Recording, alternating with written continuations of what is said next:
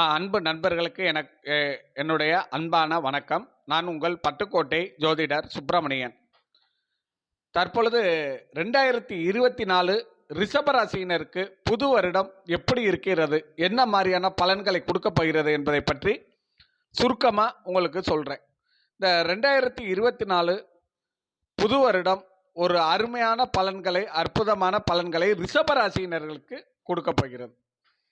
Sir, ரிஷபராசினருக்கு எப்படி என்றால், அவர்களுக்கு ராசியில் குரு பகவான் வரப்போகிறார். அதாவது வருடத்தின் முதற் பகுதியான ஏப்ரல் 30 வரைக்கும் 12 விரயஸ்தானத்தில் இருக்க குரு ராசியில் வரப்போகிறார்.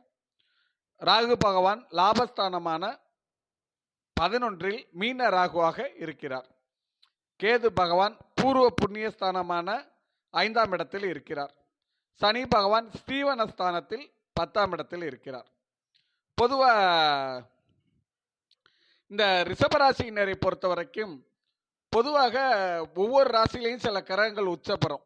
ஆனால் முழு சுபகிரகமான சந்திரன் உச்சம் பெறக்கூடிய வீடு தான் இந்த ரிஷபராசி.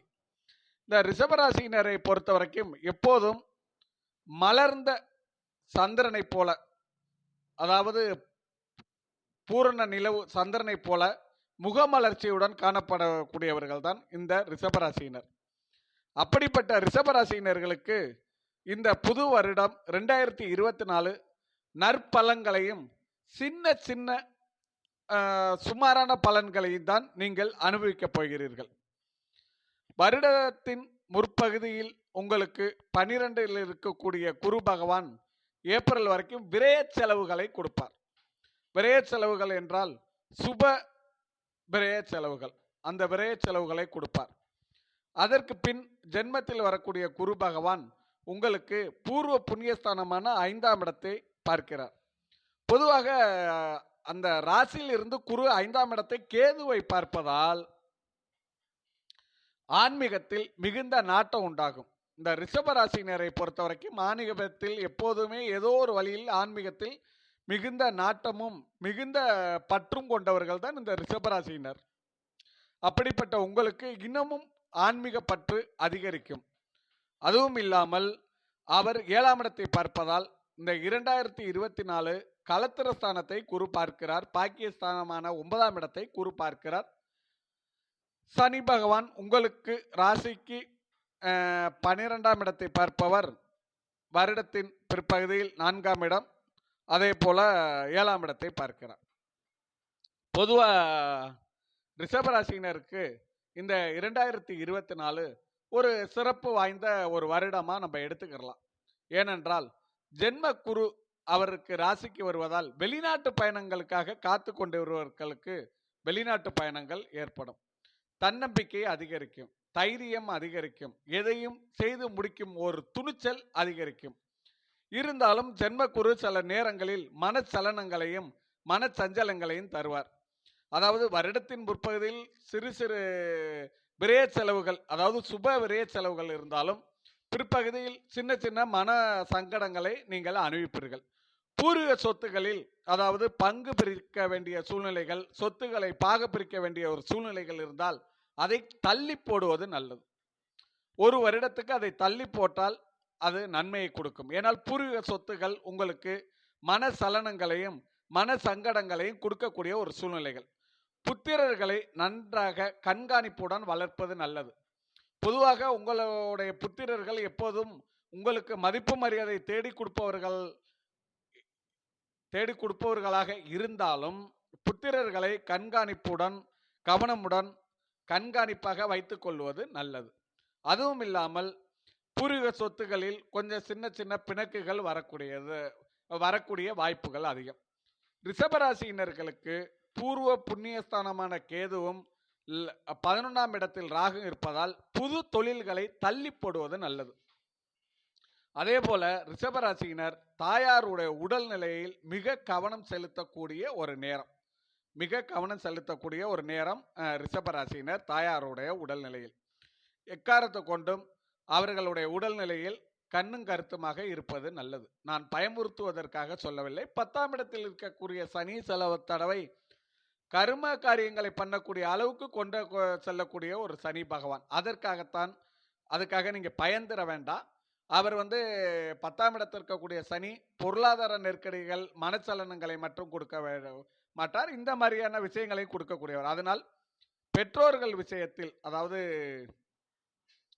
தாய் தந்தையை தெய்வமாக மதிக்கக்கூடிய நீங்கள் கொஞ்சம் கவனமாக இருப்பது நல்லது. அதே போல தொழில் துறையில் உள்ளவர்கள் புது முதலீடுகளை தவிர்க்க வேண்டும். எக்காரணத்தை கொண்டும் புது முதலீடுகளை தவிர்ப்பது நல்லது.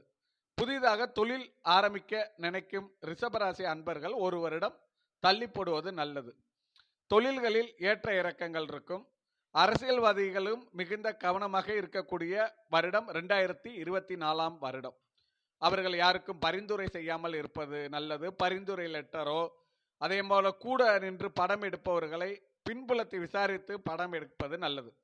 ஏனென்றால் இந்த காலத்தில் பிரபலமானவர்கள் பக்கத்தில் படம் எடுப்பவர்கள் சில வாட்டி தவறானவர்களாக இருப்பதால் அவர்கள் ஒரு தவறு செய்து அவர்களால் காவல்துறை கைது செய்யும் போது இவருக்கும் தொடர்பு உண்டா, இவருக்கு பக்கத்தில் இவர் போட்டா பிடிச்சிருக்கிறாரு அப்படின்னு ஒரு வதந்தியை கிளப்பி விடக்கூடிய சூழ்நிலைகள் உங்களுக்கு தர்ம சங்கடங்கான சூழ்நிலையை உருவாக்கும். கணவன் மனைவி ஒற்றுமை அதிகரிக்கும். திருமண தடையால் அவதிப்பட்டவர்களுக்கு திருமண தடைகள் சுத்தமாக விலகும். அதே போல வாழ்க்கையில் வெற்றிகளும் முன்னேற்றங்களும் வளர்ச்சிகளும் கிடைக்கும். மனிதர்கள் எப்படிப்பட்டவர்கள் கூடிய எண்ணங்கள் உங்களுக்கு அந்த புரிதல்கள் தெளிவுகள் இந்த 2024 வருடம் கிடைக்கும். குரு பகவான் உங்களுக்கு கேதுவை பார்ப்பதால் ஆன்மீக வழிகளில் பயணங்கள் உண்டாகும். ஆன்மீக வழிகளில் நீங்கள் தாராளமாக செலவு செய்யலாம். ரிஷபராசியினர் பொறுத்தவரைக்கும் தாயாருடன் இருக்கக்கூடிய பெருமாளை வணங்குதால் வாழ்க்கையில் முன்னேற்றமும் வளர்ச்சியும் வெற்றியும் கிடைக்கும். இந்த ரிஷபராசியினரை பொறுத்த வரைக்கும் தாயாருடன் இருக்கக்கூடிய பெருமாளை வணங்கலாம். ரிஷபராசியினர் தன்னுடைய அலுவலகமோ இல்லாடி தன்னுடைய வீட்டில் ஒரு மகாலட்சுமி படத்தை வைத்துக் கொள்வது நல்லது. அந்த மகாலட்சுமி படம்னா அந்த தங்க காசுகள் கொட்டுறது மாதிரி இருக்கும்ல, அந்த மகாலட்சுமி படத்தை வைத்துக் கொள்வது நல்லது ரிஷபராசியினர்.